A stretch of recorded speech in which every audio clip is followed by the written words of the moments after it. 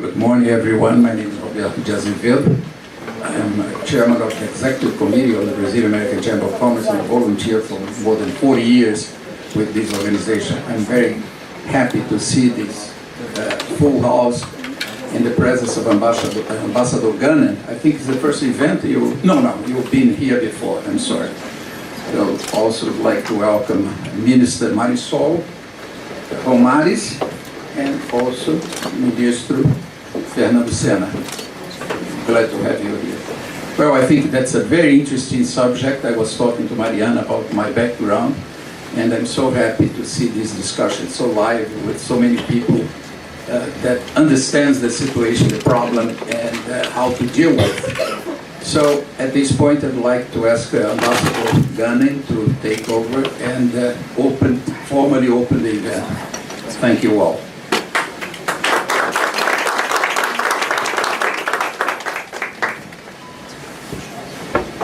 Bom dia, good morning. It's a great pleasure to be here with you today, with this full house, as José Roberto Azevedo mentioned, a friend of a long time. Thank you. This is a partnership between the Chamber of Commerce, the Consulate General, and Agbara, a fund that promotes women in Brazil. And this is an initiative that we shared, and we are very glad to be here today for you. And besides welcoming and saying hello and greeting Marina Mota and Aline Odara, I would like also to highlight the presence of Stephanie Mulcock from Garra and Fernanda Diaz from Kilomba Collective. Those institutions are also our partners in many initiatives that we will start from today. Not today because we had some initiatives already this month, but anyway, it's the beginning and we want really to promote all those things. First of all, the Brazilian Consulate and allow me to reflect upon a little bit about those subjects. And first of all, the Brazilian Consulate is totally committed and totally engaged in promoting women empowerment, racial equality, and subjectivity. We just assigned Minister Marisol Romares, please Marisol, as responsible for these projects. First, I thought that would be special projects, but I was thinking about it. Those are not special projects. It should be our routine racial equality and the empowerment of everybody. It does not matter who you are or where you come from. It should be a routine of the world. So it will not be anymore called special projects, but projects for empowerment, projects for racial equality, and so on. And I was also reflecting upon, I was asking my colleague, Fernando Sena, it's black women, or I will say in Portuguese, mulheres negras or mulheres pretas. And we recognize that you are, in a certain way, more entitled to understand what are the difficulties, what are the challenges. In Brazil, although it's a very diversified society environment, we really have many challenges from centuries, from our past that continue to be challenges and to continue to be subjected to should address upon. And I read some articles, and I would like to learn from you. And I think that the question here as the meaning, the significado in Portuguese that it gives for the word. And then I thought, movimento de consciência negra. I thought this is a wonderful expression.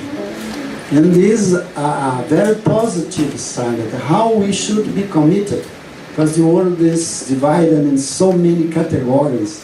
And Meanwhile, we have so many categories by countries, by regions in the world. It would not be a harmonious, world in harmony, world in development. And of course, they are based on richness, on economy empowerment, and so in political empowerment. I think that everybody should be entitled to be empowered.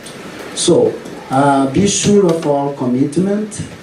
We will be working with you. We had a meeting with Minister Aniele Franco 1 month ago, and we will be following this agenda, and we'll be very, very glad to be working with you. Thank you so much.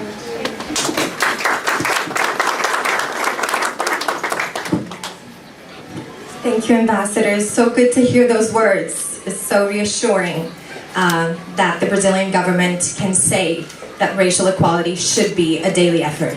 Shouldn't be a special program, shouldn't be once in a lifetime program, but it should be throughout government, consulates, embassies. And that's what we're here for also. So I'm going to invite the speakers today to sit with us to start. This is Aline Odara from Fundo Agbara.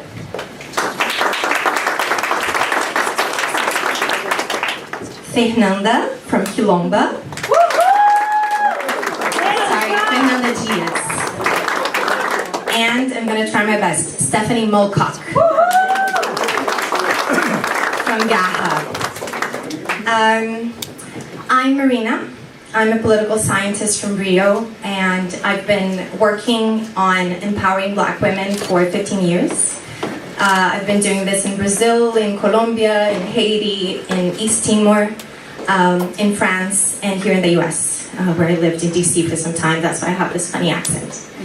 I'm really glad to be here. Thank you so much, Ambassador Gunham, for having us.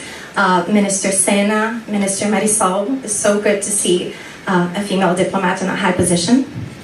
Not many of them, so we're getting there, breaking that glass ceiling. And I'm the chairwoman of Fundo Agbara, this philanthropic organization that started this event, that was initially invited and then invited Kilomba and Garra to share this space. And I'm very honored to be here, and I want this to be an exchange. So please have your questions ready, provocations, don't hold back. We're here to learn from each other. We came from Brazil just for that, to hear the Brazilian community in New York, to hear the companies in the Brazilian American Chamber of Commerce. And I should also recognize and say thank you to Roberto Azevedo, to the Chamber of Commerce. I never imagined I would be in the Chamber of Commerce because I worked in nonprofits all my life. But I think it's the best place for us to be. We're fundraising, we're making connections, so this is a perfect space for that. I'm going to facilitate today's session. We're going to start with Aline from Fundo Agbara. After that, we're going to have Fernanda from Kilomba and Stephanie from Garra. After that, we're going to have Q&A, and then just relax, coffee, have fun, make plans for tonight, because this should be fun. This is not just work.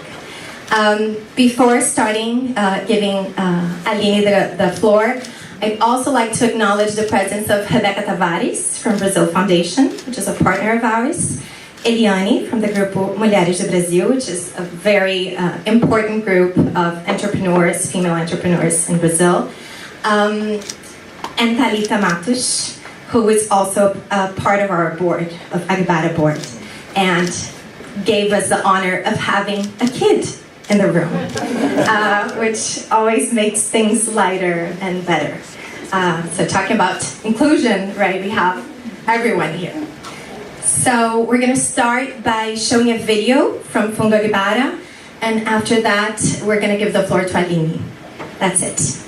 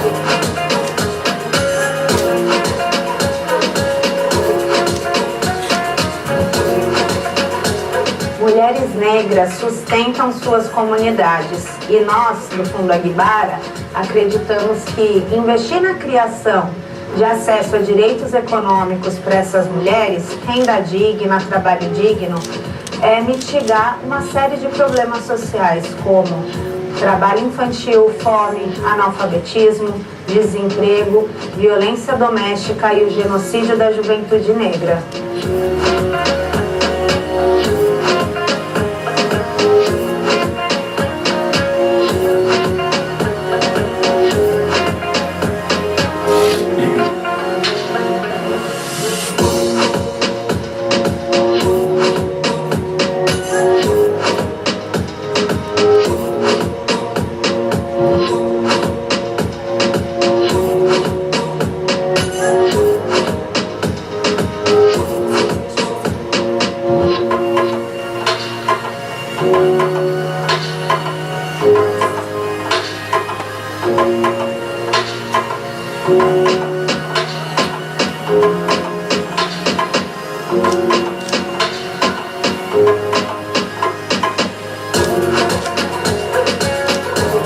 Agbara não foi só para mim, o Avançar Preta não foi só para mim, foi para toda a minha família.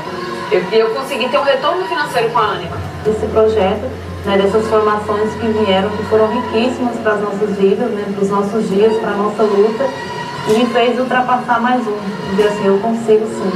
E eu vou, eu fui e eu tô aqui. Porque o conhecimento que eu tô ganhando aqui, ninguém nunca vai me tirar. Eu acho que é exatamente isso que me faltava para eu sair da precarização.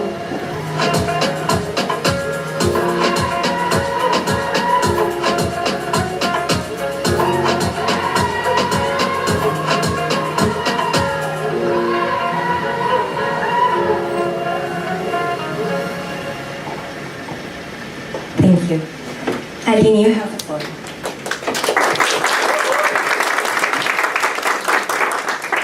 Hello. Good morning, everyone. I'm so glad to be here.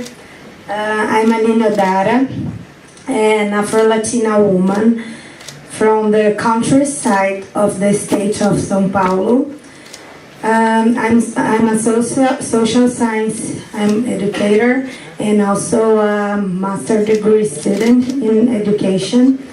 I'm the founder of Fundo Agbara, and Agbara means power in Yoruba, which is a Nigerian language. I come from a poor family. I struggled a lot growing up, and I managed to go to university at Unicamp. And when pandemic happened, I was finally in a good financial situation.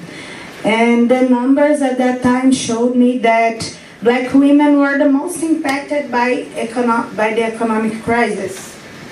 And we were the ones who most got fired, the ones who had their business closed, the ones who had the least access to health treatment, and the ones who were on the front line in the healthcare facilities. And not by chance, the first COVID death in Brazil was of a Black woman.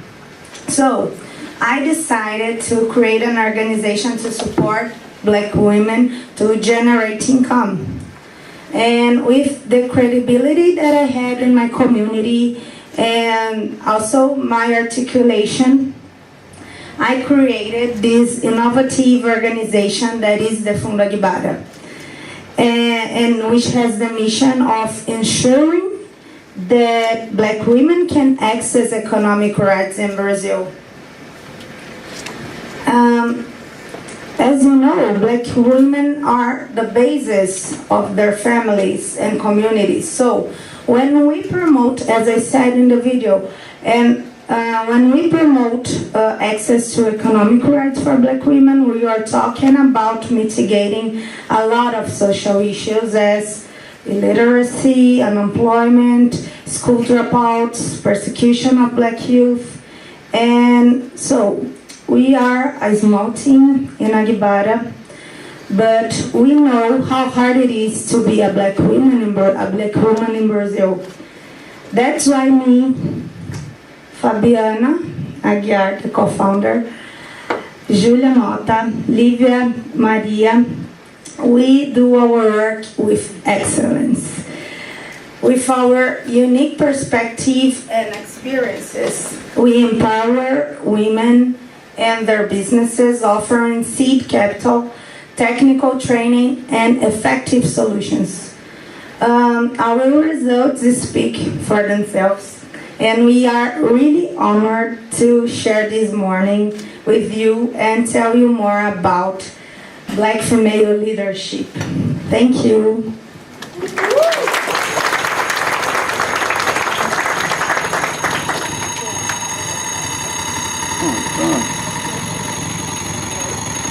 What is going on?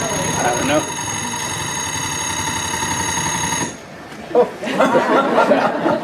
There you go. So to complement Aline's introduction, we have a very short presentation, 3 short slides to tell you a bit about Agbara. Like I told you guys, I'm not part of the fund, I'm the chairwoman, but I'm really honored to present some of the results. These are some of the investors so far. Next one. And these are the main programs.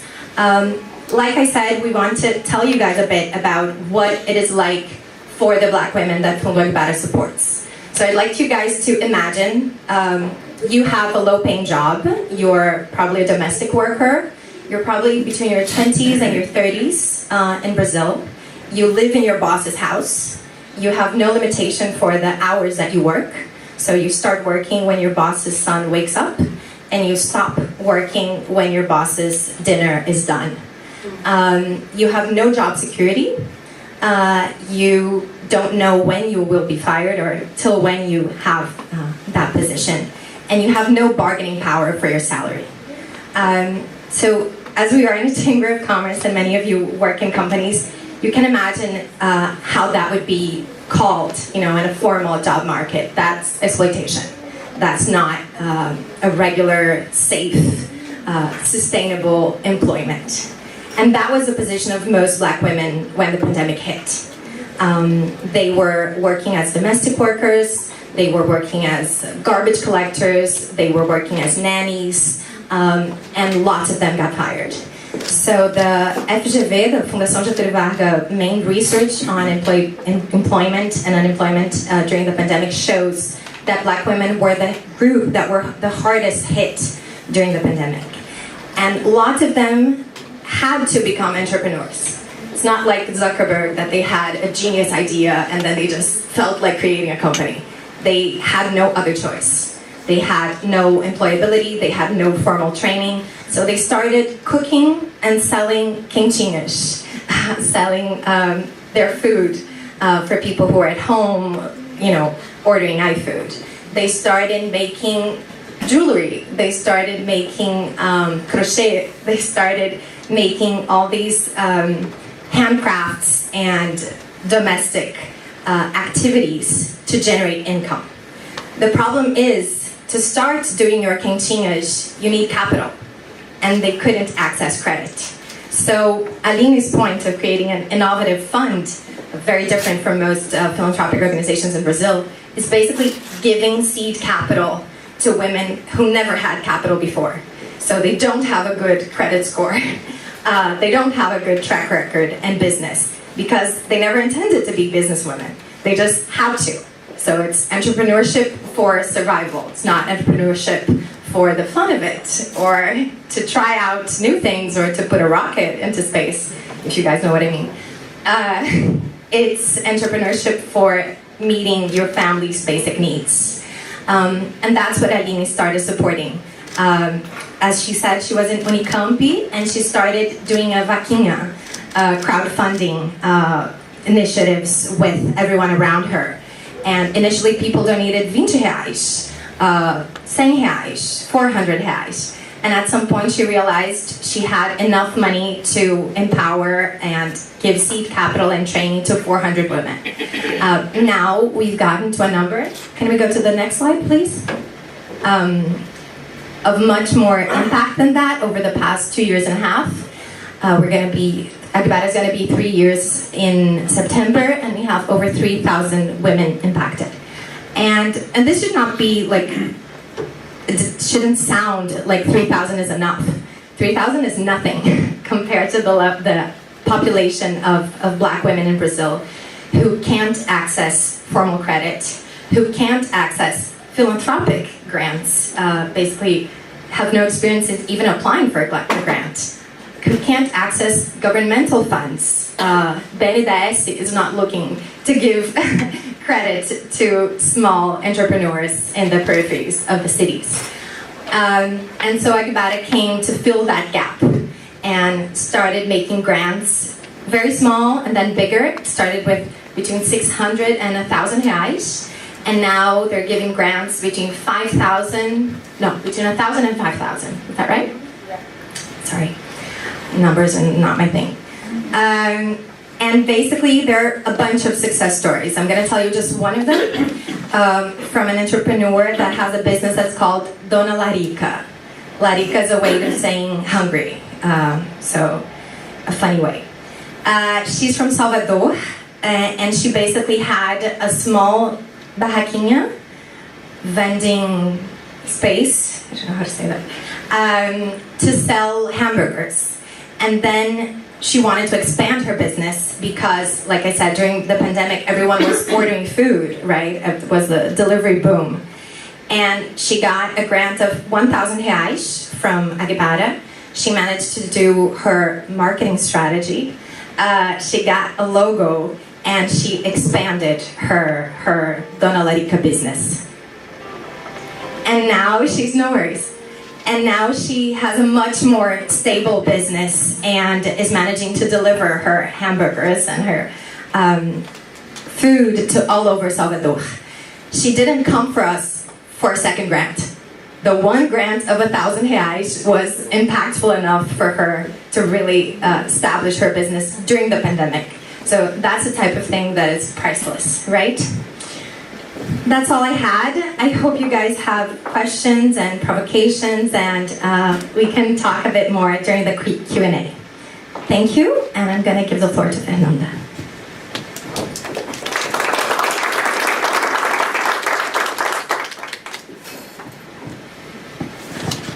Hey, here you go. Now, yes. The last thing I want today is to be walking in front of everybody because it's the first time within 15 months that I put high heels because I had a big belly and now I have a 5-month kid. And I was super over-obedient and I came before. Good morning, everyone. My name is Fernanda Diaz. I am one of the founders and current coordinator of Kilomba Collective. I will try to be super obedient to my 10 minutes. Let's see. I will be watching you guys. Well, as I said, I am Fernanda. I am from Belo Horizonte, in the state of Minas Gerais, in the southeastern Brazil.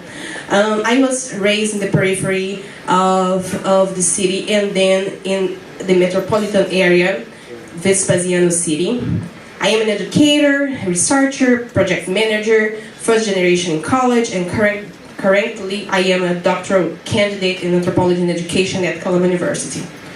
I want to first of all thank Agbara Fund, thank the Consulate General of Brazil in New York, and the last but not least, the Brazilian American Chamber of Commerce for holding such an important event and inviting us to be a part of it. Thank you very much. Kilomba Collective is a collective dedicated, stay there. It's a collective dedicated to center the perspective and realities of Black Brazilian people, especially Black women and girls, in their multiple identities in the international scenario, connecting with other Black women's movements in the African diaspora. Next. Today, we will talk about who we are, our vision, mission, relevance of our work and its impact, as well as talk about some of our current goals and projects. Super quickly, but I hope it will give you a little bit of a sense of how important it is to talk about Black Brazilian immigrants here in the city and in the United States as a whole. Kilomba is the first collective of Black Brazilian women in the United States. It was founded in November 2019 by a group of 5 Black Brazilian women who were born and raised in different regions of Brazil and met after moving to the United States. Just a little observation about that here. Well, nowadays we have a collective coordination team formed by 8 women. One of our founders just got here. Elise was in that team that time. I have one of the coordinators here, Priscila Santana, Elise Clementino, Priscila Santana, and I have like women that are part of our story in our network as Inez. That's super good to see our faces here. What happened to us when we came to start meeting each other in several spaces? And unfortunately, our like initial meeting encounters, I would say, had to do with the assassination of Marielle Franco. It was 2019, 1 year after her assassination, her murder, and we were going to several events, like as individuals, meeting here and there, and we would see that those were very important initiatives, talking about the Black Brazilian woman who needed, like we needed to bring that call for justice, but we didn't have Black women holding the mic. You know, and then we began to say, where are we? And we start seeing each other. And this is something very important here that I would like to emphasize and highlight. We exist. We just need to be seen. That's something that's super important when you talk about racial justice, right? I think we can go. Yeah. How am I with my time there? Good. Okay. Things that I would like to emphasize. If we think about the data from the Brazilian Ministry of Foreign Affairs, it's estimated that in 2017, we had 1.2 million Brazilians living in the United States. It's a little bit more. I kind of follow it closely because I am a researcher in Brazilian immigration here. It has been increasing, actually. This number, as I said, is growing. And another thing that's important to think about is that at the same time, Brazil is the world's second largest Black nation with more than 55% of Black population. So we can ask, how can we not wonder about the reality of Black Brazilian immigrant population in this context? This is something that has been super demanding in terms of the research production, but also the social initiatives and several other fields where we need to pay attention to the immigrant life. I would say that there is one term that usually is said about the Brazilian population in the US, that we are an invisible community. Who craved this term is Professor Maxine Margolis, a Brazilianist who is very respected in 2009. However, we understand that Kilomba is a part of a new time because we see each other. We see the Brazilian community in general. We want to make ourselves visible as Black people in this group and recognize the challenges and potentialities of these processes. So, our vision is to promote racial justice in order to achieve the full realization of human rights of Black people. We believe in humanizing our stories and centering girls, young people, and Black women through advocacy and organizing. We want to build bridges that connect the African diaspora and enable us to thrive and fully experience our humanity. This humanizing vision shapes our mission. In this sense, Kilomba aims to be an international reference in the dialogue about Brazil, building counter-narratives and center Black Brazilian people perspectives and realities. You can pass. Well, if we have some data that I won't go through because I think we won't have time, but I wanna go to just to say something here. When you think about the social, cultural, and economic relevance of this kind of initiative of gathering and trying to figure out what the black community of immigrants are living. And we need to think about some perspectives. First, if we think that the black immigrant community is growing in this country. Second, if we think about this growth, we know that we have been like a part of this growth as Brazilians, and in New York and in this region, it's super important to have initiatives that focus in this population, because we are in an area where, in general, there are more black immigrants, and we are in an area that, in general, have more. One of the regions that have more Brazilian immigrants. We have Florida, Massachusetts, and New York, right? With this more expressive population. You can go to the next. Okay, I just want to talk a little bit about Kilomba, and which slide is that, please? Okay. I just want to talk about Kilomba and our lines of action. First, we have been working with racial justice and education. We have been working with strengthening community power, and we also have been working with coalition building and collaboration. In this first line of action, we have, for example, Portuguese for children. It's a Lélia Gonzalez term that we have been embraced, since we have a very nice team of linguistics and people who work with literature, Brazilian literature, as a part of our group. And Portuguese for Children is a process that is strengthening ancestral connections through Portuguese language learning. Another activity in this sense is capacity building, that we have been doing workshops to help our community to learn English and also to work with job market readiness. If you pay attention beyond those activities that we have going on here, we also, you can go to the next one. We also have some goals that we have set for the next year or so. Kilomba has been like expanding its actions and its goals for creating newsletters, for creating a repository of community services, a directory of a list of professionals and services that Brazilians can access. We have also working in a fund to help Brazilian organizations that are partners of us here strengthen this transnational connection.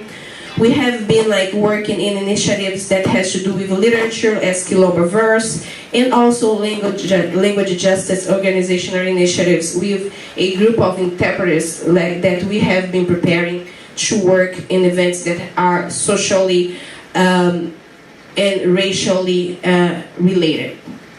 To end up this presentation, I have here a mosaic of activities that we have been doing since 2019 to present. I want to emphasize that voices of black women that we have been working with, that we have been connecting, because I think we even shouldn't use the word work, because it's a connection that we have been building. Their voices are important in the construction of everything that we have been proposing up to date. All those projects, all those initiatives, for example, Negritude Brasileira no PhD, which is a project that we have a partnership with other Brazilian organizations, providing a training for people who want to do graduate studies in the US. We have for now 3 years of activity with more than 1,000 people that register to our courses.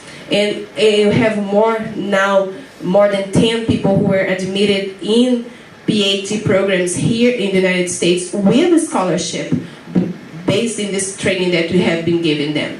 Other thing that, for example, that you can see here, we were the first collective the first organization, I would say, to launch a community guide in Portuguese during the pandemic to the Brazilian community. And just to say that we are here to work for our community, to work with our community, and it's super important for us to build more connections, to build more articulations with the Brazilian American Chamber of Commerce, but also with everybody who wants to come and talk to us. Next and last. Oops. No, okay. Okay. I had one saying thank you, but it's not there. Thank you very much. Thank you very much. Thank you, Fernanda. I think everyone who's lived abroad knows how important it is to have a support network, right? Someone you can call and ask how to figure out the country you're in. So I think Kilomba is an amazing example of that. So now I'm giving the floor to Stephanie.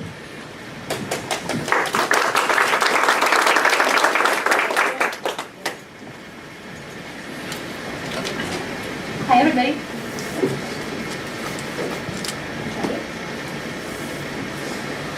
Hello.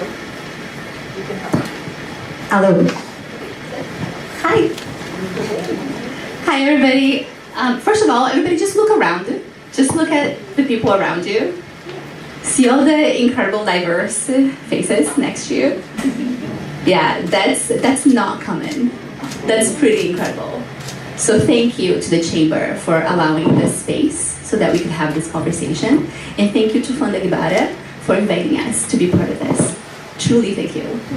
I started working in the immigration community in New York City back in first year of law school, 2006. I'm a grandma. And specifically with Brazilians in 2010. And I can tell that in the last 13 years that I've been working with this population, I have seen an incredible change in our community. The level at which we now deepen our roots in this country, deepen our roots also in Brazil, and work in interconnectivity with each other, and bring each other into this important social movement that is both Black Lives Matter and the immigration movement and the women's movement in the United States is truly remarkable. So if you're here and you're a part of this, not just the speakers, but each one of you, thank you. Thank you for being a part of this movement. We're getting better every day, I promise. I've seen it. Okay, let's talk about that. Can you go back one slide? Who's my slide person? Thank you, Julia. Okay, so that's some of us. We're actually a group of about 20 volunteers right now. So we have a little bit more than that. And the only one who's not a part of it anymore is Isadora, the farthest one to the right, because she moved to Italy and left us here. Next one. Right, so Garra used to be called Cidadão Global back in the day when it was founded. And its purpose used to be to work with the Brazilian immigrant population in general, right? To address every need that was out there. And it was a lot. And we did that for a while. So in 2019, we narrowed down our mission and we narrowed down who our demographic was going to be. And we started working with Brazilian immigrant women specifically. Why? Why Brazilian immigrant women? Because when they fall through the cracks, they fall a lot harder. A lot harder, and it's a lot harder to get back up, right? And we see a lot of incidences of domestic violence, a lot of incidents of wage theft, a lot of incidents of barriers to employment, language, education. So we're here to help kind of lift some of those barriers. We're not going to do it for you, we're going to do it with you. I'm talking to you like you're a part of this because you are. You are totally our partners in this. Or you're part of the community that we've been serving. I've actually met some of you, and I'm really glad to be among friends. Next slide. Okay, so how we benefit the community. I wanted to highlight just a couple of programs that we do. We do a lot more, but I wanted to talk to you about, first of all, our emergency planning in case of domestic violence cases. A lot of folks are suffering gender-based bias and violence, and they come to us in a situation of crisis, and we help them navigate the process, and we help them pick different paths right? You might not have decided to leave your abusive husband, for example, but you're interested and you want to see what impact that's going to have on your immigration case or on your custody of your children, and we can have a conversation about the legal system and how it works in the United States. This particular program is something that's very dear to my heart because when I immigrated from Salvador, Bahia, Brazil, when I was 14, my mom and I got into some kind of trouble like this. And she didn't know how to leave the relationship, right? What impact would leaving have had on her green card? So she stayed a little longer than she should have.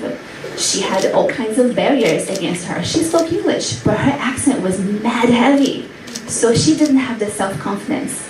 And when she went out into the world told her, we can't really understand you. And that's rough. And that's a woman that used to teach English in Brazil, right? So that's rough. So I understand firsthand what it means to be in a position where you are new to a country and you're just not sure where you're gonna go, which is why this particular program is so dear to us. And we are offering domestic violence safety planning for anyone that's in a situation of abuse or perceived abuse, right? People don't have to touch you to abuse you. So we can talk about that. So we talk about free legal counsel. Oh, no, go back. Thank you. And then the other thing I wanted to highlight is our entrepreneurship and career development courses. We recognize that when folks arrive here, they don't really have a grasp on what their industry might look like and what kind of industry they want to be a part of. They also kind of fall into a lot of wage theft kind of situations. Marina was describing earlier the reality of a Black woman in Brazil that works in the domestic sector. And as she was saying that, this big exclamation point was coming to my head, and I was thinking, oh my God, that is the experience of folks that are here and are undocumented and are live-in nannies. How many of you guys know live-in nannies? They might not be properly paid. They might not be paid the minimum wage. Actually, to share a little story with you guys, when Garra was founded back in 2010, we were founded as a part of the movement for the Domestic Workers Bill of Rights in New York State. Until 2010, there was no safeguard for minimum wage for domestic workers in the entire United States, the whole country. So if you had a nanny working in your home, that nanny could be getting $2. That's cool. You know, it was totally legal. So in 2010, we joined in with the movement for immigration change and domestic workers. And we raised a lot of our advocacy through that. We were able to pass the New York State Bill of Rights. It was the very first law of its kind in the country. To this day, the federal government does not protect domestic workers' minimum wage. However, several states have passed laws protecting domestic workers similar to this. So wage theft now is a big no-no, especially if you're in New York City. If somebody is not paying you the way that they're supposed to, or the way that they promised you that they would pay you, please talk to me. Sorry, one more thing. Oh, can you go back one? Can I just say, I love lawyers. Lawyers are like, talk to me and I will sue their ass.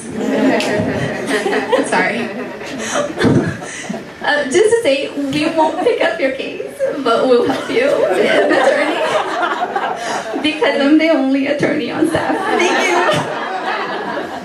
you. So the last thing I want to say is that we work on civic engagement and leadership development because, like my counterpart Fernanda said, the Brazilian community has some issues with visibility, especially political visibility, right? I think you said it was 1.2 million, and that's growing. Brazilians in the United States. However, I want to let you know that the new numbers from the census, the US census just came out, and they said that we're only 500,000 Brazilians. Yeah. So we hide on purpose. We're missing at least 1 million Brazilians. Where are they? Right? So, and that's justifiable, right? We don't want to open the door when certain presidents are threatening to deport us, right? That can be very they're very difficult to make the decision to open the door to a census worker and give them your name and your address. But the reality is that is the only way that we statistically count. Because of this lack of exactly this missing million, we're not getting resources to our communities. Right? So when you go to your kids' public school and right away they have this Spanish interpreter there for you and you say, that's not my language. Can you hook me up with Portuguese? And they say, oh, I don't know. Did you say 1 minute? Oh my God, okay. And they say, I don't know. You have the right to have translation in any kind of language that you speak in the state of New York. Thank you, next slide. Next slide. From this slide, I just want to say that in the past 10 years, we have served over 2,000 people and that we have impacted over 800,000 people through our advocacy campaigns and the laws that we've passed in the New York State. Next. This is just our history. I'm going to say next because I only have a minute and you don't need to know our history. It's on our website. And then the last thing I want to say about partnerships and investments with Garra is you have a social responsibility to your community, right? I mean, I honestly think that if you didn't think so, you wouldn't be here. And we are we are one of the organizations that are working with this community. I also want to call your attention to the fact that all these organizations that you see out here are women of color led and women of color tending to servicing. And in the United States right now, research is coming out about what funding looks like for organizations, nonprofit organizations that are led by people of color, and it doesn't look great. So there is an Echoing Green research that came out 2 years ago that said that when they compared the top of executives from nonprofits who are people of color, and then top executives who are not, that were in their pool of applicants, right? They're a really prestigious fellowship for executive directors. They said that the people of color were earning 24% less than the organizations that were white-led. And then on top of that, when that funding was funding without strings attached, right, general support funding as opposed to project-specific funding, that difference was 70%. 70%. That's a lot. I also want to let you know that the money that's going for people of color nonprofits is 2% of foundation monies, when people of color make up 30% of the United States. So please, be a part of our movements. Last thing I want to tell you is we have, obrigada, meu amor. We have this invitation for you. We tried our best to do it by name. Some of yours don't have names, but they're just as awesome. It's going to be our very, very first event to, how do you say in English? Leiloa? Auction.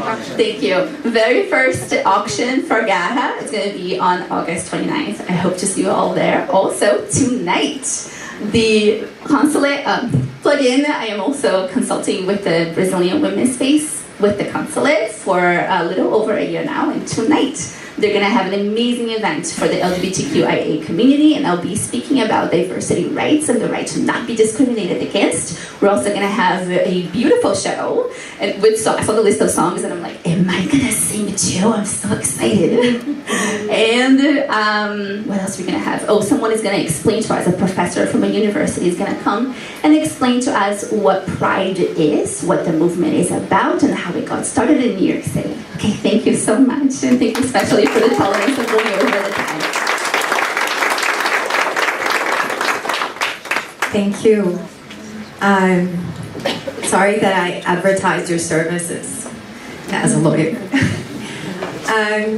So we're going to open for questions. I'm very honored to be facilitating this session. We talked about the hardships of entrepreneurs, Black female entrepreneurs all over Brazil.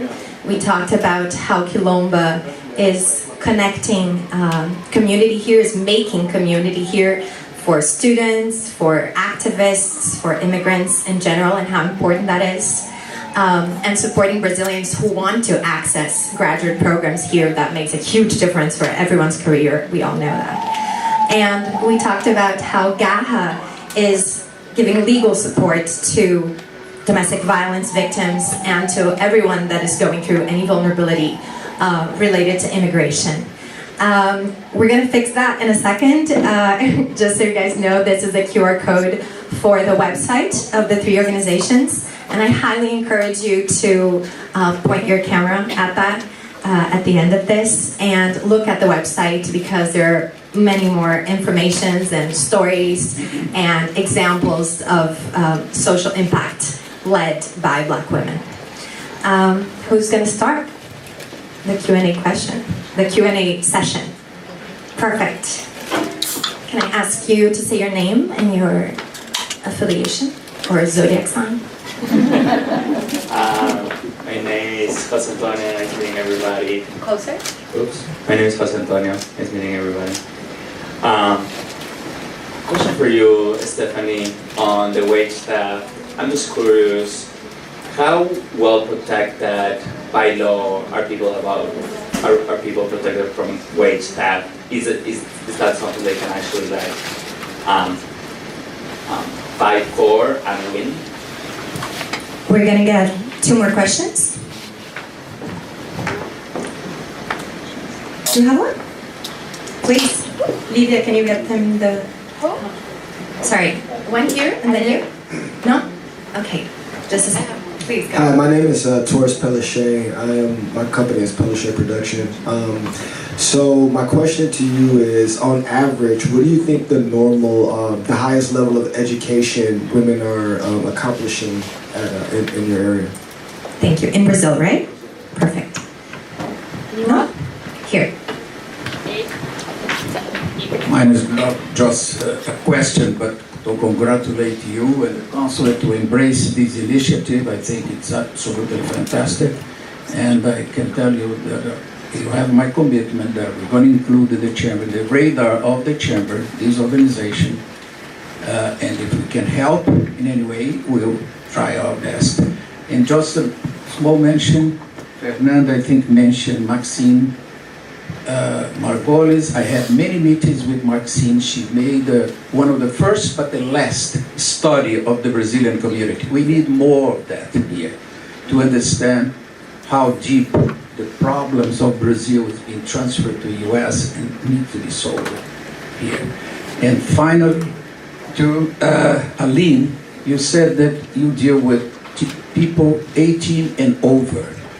I'd say take care of the children, because that self-esteem is created when they are very young. Just include the children in your radar as well. Thank you so much and congratulations to you all. Wow, I'm so happy to hear the word commitment. That's rare. Can I encourage women? There is another one. Perfect, thank you. And then we're going to pass the floor to you guys. Good morning, everyone. My name is Gabriela. I work with JP Morgan. I am thrilled to see an event like this at the chamber. Like Stephanie said, it's rare to see an audience so diverse here, although Brazil is so diverse. And the same that was presented by Aline, Black community is not a minority community in Brazil. We are the majority. However, we don't have enough space sometimes. There are no enough bridges for us to get to some places. Aline, I'm so excited to learn about Agbara, and I was thinking the seed capital is so important for a small entrepreneur, but I don't know if you have gotten to the phase, you and your team, to think how you can assist on the education, professionalization, but also partnering with regional companies, both in Brazil and abroad, thinking about tier 1 supply chain or identify potential customers for certain female entrepreneurs that you are assisting, but just to scale their business. With 1,000 reais, that entrepreneur never needed to access the grant again. So just thinking about other sorts of programs, how much they could grow. Thank you. Hi. Aline, I only mentioned the seed capital, but Agbara Fund also gives technical training. So they teach, we call them micro entrepreneurs, but small entrepreneurs, to do their business plan. We do digital marketing training courses, also courses and initiatives on self-esteem. Aline can talk a bit more about this. Thank you for your questions, and please write down the next ones for the second round. We're going to start with Stephanie. I'm answering Jose's question. He asked if how protected are you really against wage theft? Pretty protected in New York City, especially, as well as New York State, especially if you're an employee. However, there are also safeguards for folks that are in domestic work. The industry that I most work with is folks who are facing economic difficulties because they might not be documented or they might not speak English. So a lot of the work that's left for these folks is domestic work. So that's the industry that I'm most familiar with when it comes to wage theft. Those folks have actually a really great program of the city where there's an agency of the city, the Department of Consumer Affairs. They actually recently changed their name, so it's a bit different. But they will actually write a letter to the employer and say, hey, you came into an agreement with person so-and-so, they were going to pay them X, Y, and Z, but actually you paid them A, B, C. There's still this much left. When is it coming, right? So it's a little bit of a cease and desist letter that comes from the government. So people tend to get a little scared and pay up right away. And then if they don't, then it can escalate, right? But there's a series of evidence that takes. There's actually a lot of responsibility on the employer to keep track of what they're paying their employees and how long they work for, including folks that are domestic workers. So it's important to track everything, and I tell my clients as well, because they rarely know that they have to track when they come into work and when they leave and when they take lunch breaks and when they go somewhere else that's not work related, and how that's different than going somewhere else for your work, right? Or having to spend the night because you have to work, right? Do they get fined? Do offenders get fined? They can get fined, yes. I think that's such a good information for the companies that are here and for the employees that are here, and I guess for the consulate to make this information more available and more accessible to Brazilians, especially who are arriving, newly arrived. So, Fernanda, yes. I'm gonna jump off a question that he made about education of Brazilian women in Brazil, because I am a Brazilian woman who came to the United States through the educational path too, right? I just want to highlight that we still have like women in Brazil accessing higher levels of education in general. And Kilomba, we have this very particular experience here with Black women who came to the United States to study, to do graduate studies. And like a good part of our community is a part of this group of women that are studying here and are going back to Brazil or staying here for many, many reasons, including like their inclusion in the US marketplace. And one of the things that is beautiful in this community that we have of more than 150 women in that group that we have like communications on a daily basis, because WhatsApp is life, right, guys? We have been like connecting these women to several ways of like engaging in community. For example, I just mentioned Negritude Brasileira no PhD. It's tough to translate this name, right? It's like Black Brazilian people accessing PhDs here. This is the name of the program. And most of we have the last phase of this training is a mentoring phase, where we have like people who went to a certain number of classes. We have 10 classes throughout one semester, and then they can access mentoring in an individual basis. And most of the mentors are from our Kilomba network, because we go there and say, guys, we need mentors. And that has been like an amazing experience for everybody. And we still have this scenario of... So there is a system for when a woman goes off to get educated to come back to Brazil. So you guys do have a system in place where if a woman goes outside of her community to go get educated abroad, then she can come back. And then is there a system for her to come back and use what she learned in her community? It depends on the funding that she accessed. For example, if she is a CAPES fellow, there is this commitment to go back, or depending on the announcement that that person is assigned to, she can work abroad in a way that keeps the partnership with a Brazilian institution, and it's kind of considered that she is giving back to the country. And sometimes people are Fulbright fellows, and then they gotta go back to Brazil after the end of their studies. It depends a lot. So it's more or less, if they go abroad, they're more thinking about what they can do for Brazil, but not their particular part of Brazil. For instance, if I'm from Detroit, someone would say, oh, if I were to go out and get educated, then I should come back, not just to Michigan, but to Detroit in my neighborhood, and then try to create impact.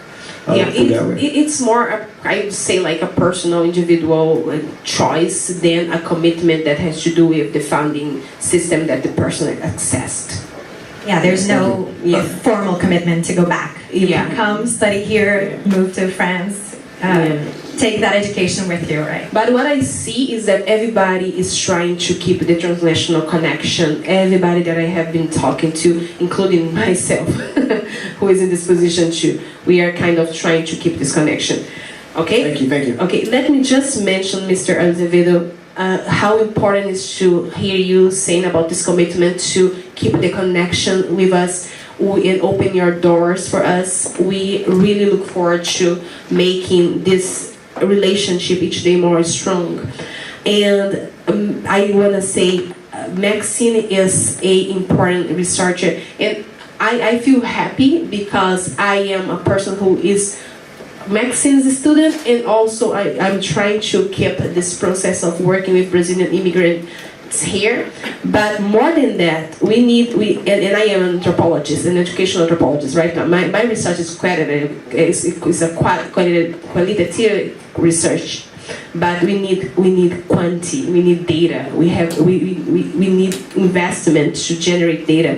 And Kilomba is just like making a partnership with an organization in Brazil that is coming to help us to work with this necessity of building a database, not only about who are the Brazilians in this country, but who are the Black Brazilians in this country.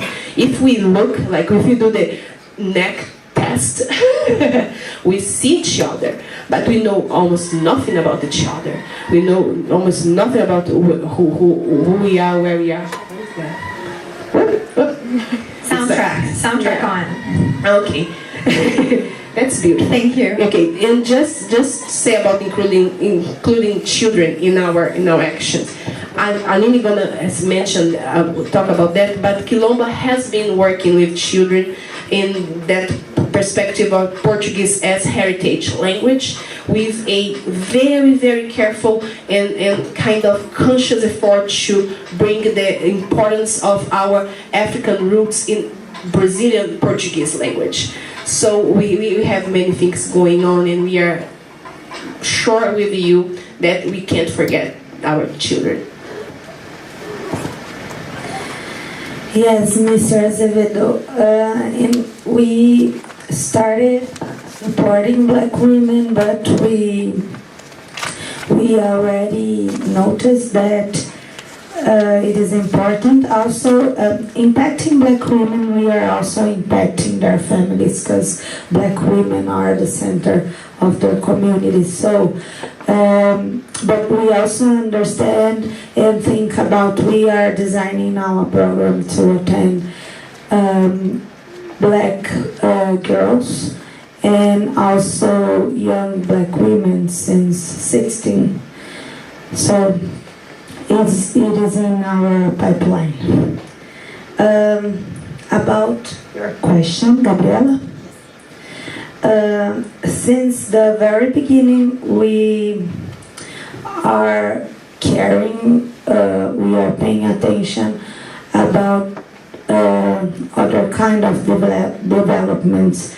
The financial increase it is important to us, of course, but we also care about we want to guarantee that the black women we support are increasing their knowledge in management tools, also elevating their self-esteem, and increasing their knowledge about gender and race issues too. It is important to us. I'm sorry, my English is not that good. I'm trying my best here. Yeah.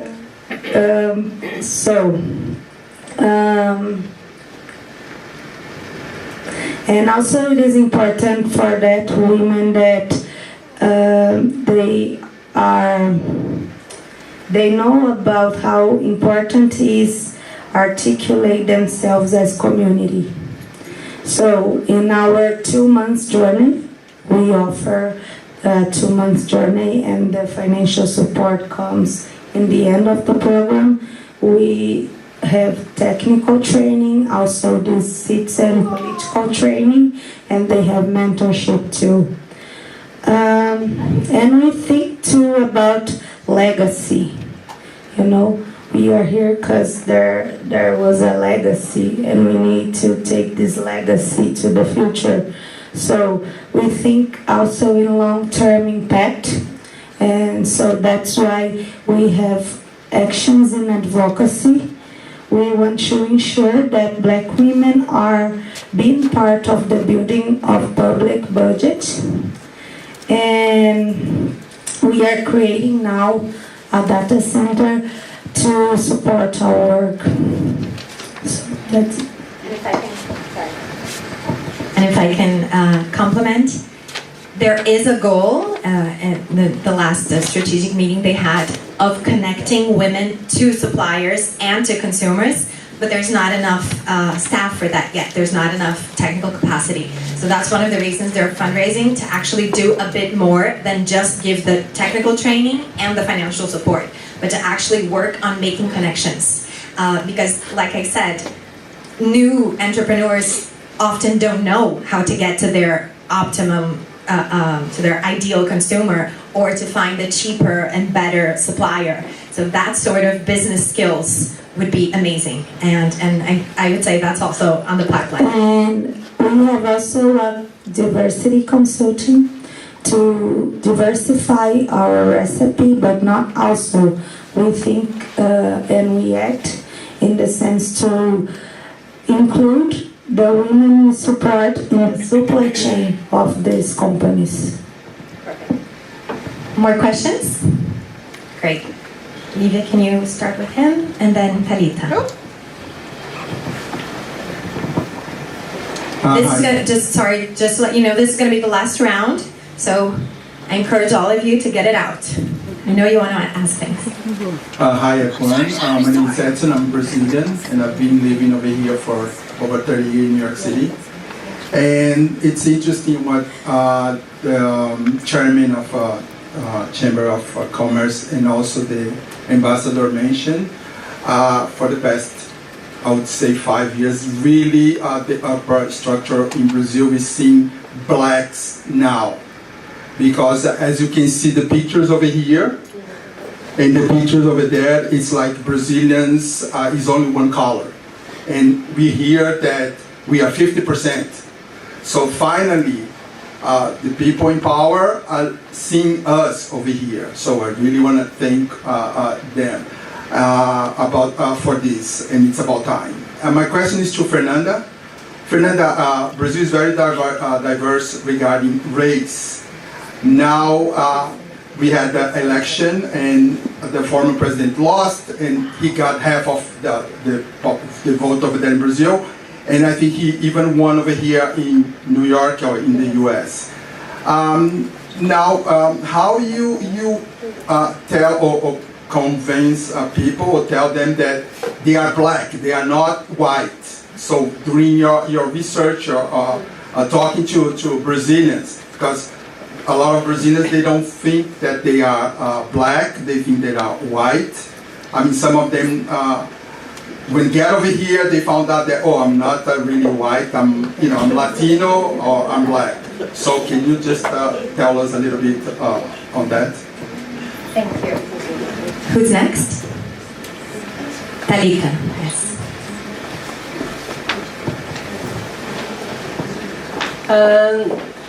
I'd just like to share that I'm really honored to be here. It's great to see Fundo Agbara in the heart of economics in New York. I'm a board member. I brought the kid. And it's nice that the kid is here because we're talking about women, entrepreneur women. And we are always with our family when we are talking about business as well. And I think this image is important. And as a board member, I feel honored to be here. And we have a consultant called Singe. We work with diversity, equity, and inclusion programs. And we work with big companies in Brazil. So I would like to comment, I think Patrice asked about supply chain programs. And our work is try to convince these big companies that it's important to diversify their suppliers. It's important to buy with other players. And we are all the time saying that there is huge and really important initiatives as Fundo Agbara preparing these entrepreneurs to sell to big companies. And this is a huge step for entrepreneurs, start to sell for big companies. We work with Natura, we work with Itaú, with Nubank, with big companies. And we are all the time trying to do this bridge, trying to connect these realities, but the realities are really far, because the business are really small, and the necessities of a big company are huge, and they have lots of bureaucracy and steps, and basically they are looking for a supplier that meets the needs of like established companies, and we don't have established companies running from black people in Brazil. There are few. So it's important in the other side to work with these brands, with these big companies, and I think this is a connection that we always have to do to remind them how diverse is Brazil and how important it is for a small entrepreneur start to sell for a big company and start to increase their business with like huge and secure contracts. So I think this is a bit that we can keep doing with Fundo Agbara and other initiatives like that. And also, I just would like to comment, in Brazil it's still hard for us to, for black people in Brazil, to acknowledge that we are black. So it's the same here because this is our history. We are talking about at least 500 years that to be a black person in Brazil was terrible. You get all the bad stuff if you're a black person. So we are starting to build this proud of being black in Brazil.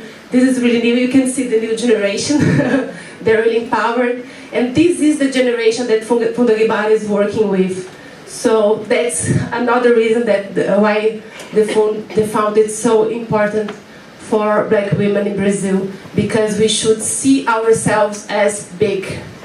And this is what Aline is doing here today. And that's the way that they do the job. They had the idea, they start the initiative, and they put themselves big. And they share this message to other black Brazilian women. And this is not something simple to do. This is a revolution. So thank you for that. Thank you, Thalita. So good to have you here. Anyone else? Last chance? Luisa. Thank you very much. Good morning. My question is for Aline. Aline, you mentioned on one of the slides that Fundo Agbara has a Center for Research and Memory. I was wondering if you could tell us a little bit more about it, what it does, why you wanted to do that. Thank you. I think this excellent discussion. We're going to pass the floor to Aline and Fernanda to do a quick final reply, and then Ambassador Gunning is going to say a few words. Thank you. Edson, thank you for your question. This question is too big and too complex. I am saying there is no chance to answer it here right now, but I would bring two considerations. First, there is no convincing process when we talk about racial identity. But what happens, in my opinion, is kind of when the lived reality of racism or racial inequality is felt in your skin. This process of consciousness comes. Sometimes it comes when you are born. Sometimes it comes when you move to another country and become the person that's not white, right?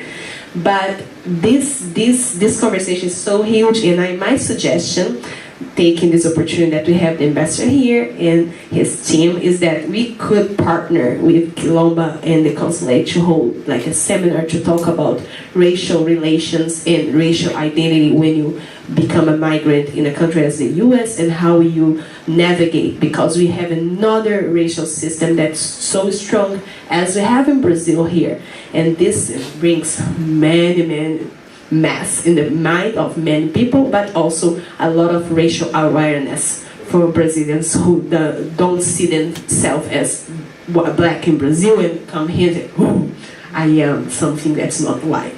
But I don't know if I'm black yet, but the world is telling you, you're a black guy.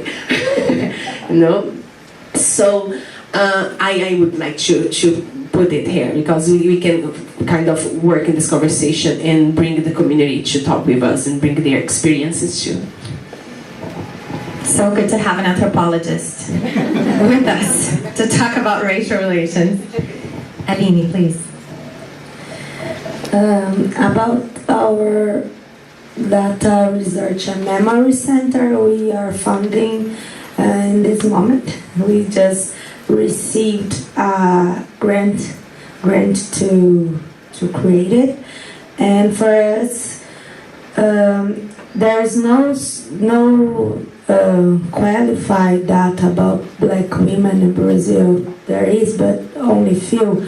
And for us, we are all the time creating arguments to justify our programs, to justify our actions, and sometimes we don't find this data, so we decided to make our own researches, and we will investigate subjects like economic rights, like black philanthropy. We don't have in Brazil data about black philanthropy as people here in the US, and also about environmental racism. And we believe that the memory is important to keep ourselves pride of who we are as folks, as black population. So that's why we are funding now. About the Edson question, yeah, I totally agree with Thalita. We are every day, since we had opportunity, I think what happens is that we don't have opportunity, and it is really important to, I figured out that I was important, that I was a person, that I was a citizen, when I had some opportunities to build something good and wish.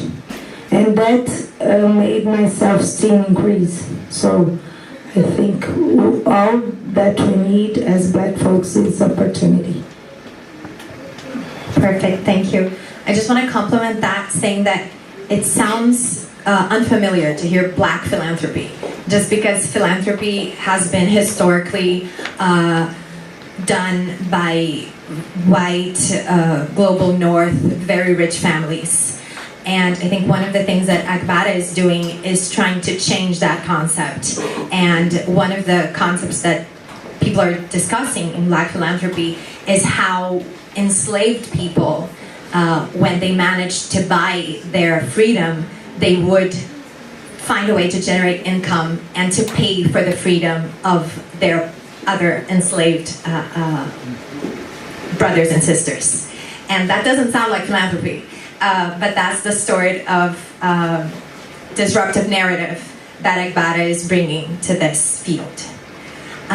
We're very honored to have everyone here. We're going to have final comments from Ambassador Gunnin, and that's going to be it. Thank you so much.